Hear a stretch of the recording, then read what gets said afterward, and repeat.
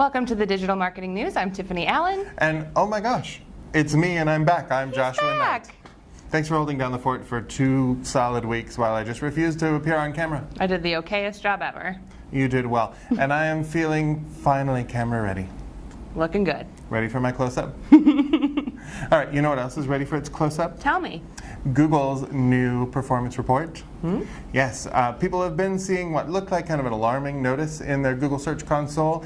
They saw when they went to their search analytics, it would say this is about to be replaced by the performance report. Please update your links. So that can be a little alarming, but it's something that's not going to make any information go away. Right. It's just going to move it to a different place. And you may be seeing this with a lot of different reports as Google kind of consolidates things, moves things around, does the things that Google does. So like in your rich results reports, your AMP speed, your links, your internal links, all that stuff. Yeah. So don't panic, just do what it says and update those links. If you do lose any functionality, Google actually said you should tweet them. Oh. So tweet right at them and they'll get right on it for you. Yeah, and if you haven't used the new performance report in Google Search Console, I highly recommend it. It is super informative and intuitive, and it looks a little prettier than the old one. Yep, so really nothing is lost, everything is beautiful, and nothing hurts. It's true. In other Google news. Ooh, I love Google News. Yes, so Google Maps did something kind of sneaky but super cool recently. They've added the ability to add hashtags to reviews. So yeah, when you're, for example, if you go out to a restaurant and you're like, this is a great place to go on a date, you can do hashtag date night or whatever at the end of your review to help other folks who are looking for date ideas or whatever it is they're looking for, cute socks, find those things a little bit more easily. So again, this kind of highlights and underscores the importance of online reviews for your business, of course, but then, letting people know that this is something that we provide as well as a service. So if you give somebody excellent service, treat somebody a little bit more special, you might get all those little hashtags. The only thing that Google says about this, theoretically, is that you should add the hashtags after your review so it's easier to read, and then you can use up to 5. So kind of like a more of an Instagram deal. Yeah. Except instead of 80 hashtags, I think is the current recommended for Instagram. That seems to be the current used anyway. Up to 5. So yeah, that seems like a really good way for businesses to let people know what they stand for, what they are for people to kind of throw in there. Yeah. It makes sense to me. You know how you could manage your business on Google and in other places? Tell me. Marketing technology. What? Or MarTech, as we call it. MarTech was my favorite character on Star Trek. I loved the episode where he got his humanity back and he cried. Is that the right It was one? beautiful. Got it. I'm sure of it. Uh-huh. Anyway, news from the world of MarTech from Gartner's annual CMO Spend Survey is that spending on marketing technology is going to increase in 2019. Oh boy. So this is huge news because a couple years ago that number was about 27%, so that they were going to increase the budget. That dropped last year to 22%, which sparked thousands of people to predict the death of MarTech, and we've hit the trough of disillusionment and the pit of despair and the molasses swamp, I think, also from the one guy who was playing Candyland. But this year, it is back up to 29% of CMOs say that they are going to increase their marketing spend. So this makes sense. MarTech is kind of, I think, entering a maturity phase. Yep. And of course, in the article that you will find linked right down there if you're reading on the embed, Scott Brinker, who is pretty much the wizard of MarTech, I feel, said that CMOs are focusing on this marketing tech to improve their analytics primarily, but that doesn't mean that we've forgotten about customer acquisition and retention, of course. These investments are part of a process that ends in, getting customers, keeping around, having them pay you. This is what MarTech's for. So I think that's good. If your MarTech stack needs a little spiffing up, you're not alone. Fair enough. It's worth the investment. Yep, spiff up your MarTech. Yeah, why not? Josh, I really like the color of your sweater. It's a color that I refer to as cafe au lait dropped in the dirt. Fair. The reason I bring this up is for a segue.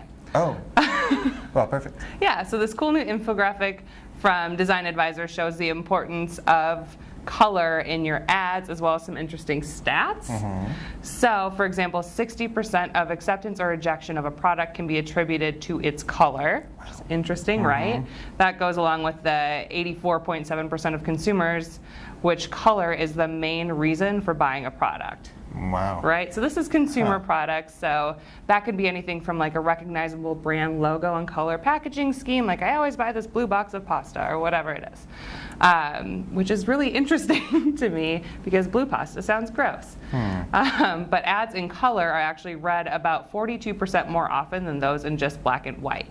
Something to think about as you're developing your brand standards, developing your creative, making sure that your colors are iconic, but also, you know, pleasing to whomever's going to be looking at those. So the infographic's really cool. It's linked in the article below. It tells you a little bit more about preferences by different demographics and also different color groups. So who uses them, what the colors kind of inspire, and so forth. Something really cool to think about. For example, people are more likely to read me because I am in color than you who is in black and white. Fair enough. But you do look more fashionable. Well, so I tried a little. there you go. Speaking of people who are known for being fashionable, do you remember a cat named Andy Crestodina? I do. Works for Orbit Media, has super cool glasses. Well, Andy has done one of the coolest things that he does every year, which is Orbit Media's annual survey of over 1,000 bloggers. So many. Including me, yours truly. But this thing is always fascinating to see how things are changing over the 4 years that he has done this survey. So what we saw, first off, average time drafting is up a little bit from last year, way more from 2014. The average now is 3.5 hours or so. Most bloggers are taking between 2 and 4 hours per post. But what is interesting is, in addition to all these questions, he then asks, do you report strong results or medium results, or what kind of results are you having with your blogging? So, but 39% of those who are taking 6 hours or more on their blogs are reporting strong results. And that's compared to only 25% of those who are taking 3 to 4 hours. So there's this kind of direct correlation. Spending more time, better results. Yeah. Same thing goes with length of post. That's also up slightly from last year. It was 1,100 words in 2014, and we're up to about 1,151. But those who report strong results steadily increase by length to a ceiling of over 2,000 words. So those are the guys seeing the best results. The weird thing is, all of these things that have the people reporting the strongest results also have the lowest percentage of bloggers doing it. Only about 12% are spending over 6 hours on a post, which I can kind of see. Yeah. And only about 8% are writing those really long form, 2,000 plus. But the ones who are doing it are seeing amazing results, so I think that is kind of indicative of the direction that things are going. Yeah, absolutely. And it makes sense. I mean, if you're spending all of that time, you might not be posting as frequently. Frequency of posts is declining. Fewer bloggers report posting more than one a day or daily or even weekly. More bloggers are reporting multiple posts per month or even monthly.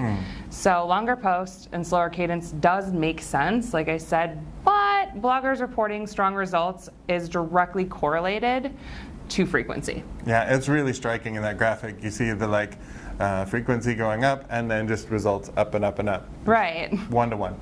Yeah, and I mean, keeping it consistent too is important, but also making sure that people know that you have fresh content. It's good for everyone. It's good for Google. It's good for all of us. So about 68% who post more than daily report strong results. Only 17.5% of those who post monthly say they have strong results. So again, that's a really, really big gap. Yeah. If you're not posting content frequently, you're probably missing out on some opportunities there to drive additional traffic and what have you. Other tactics associated with strong results, just for your edification, are checking analytics. Hey, who knew? If you look at the performance metrics, you might get better performance metrics later. Followed by doing something about them, true. Doing an item. Using an editor. So of course, I know this personally. Everyone has to QA my work because of how I type. But again, using someone not just for QAing for typos, but someone who can help you organize the content a little bit better, see it from a different lens to make sure your audience is resonating, and then updating old posts. So if you have a post that performs well or one that hasn't received traffic in a while, why not spend some time giving it an update, publish as new, there you go. Blog post out the door. Now, and the only caveat that I would say for all of these results is that this is looking mostly at bloggers, not quite the same as brands. Right. I think with a brand, as far as frequency and word count, and all these things except those last three, using an editor, old posts, doing analytics, but those other aspects are going to depend on your audience. Yep. So these are good guidelines, they're a good place to start, but from there, kind of let your audience tell you how frequently they want posts and how long they want them to be. Yeah, the answers are in the analytics.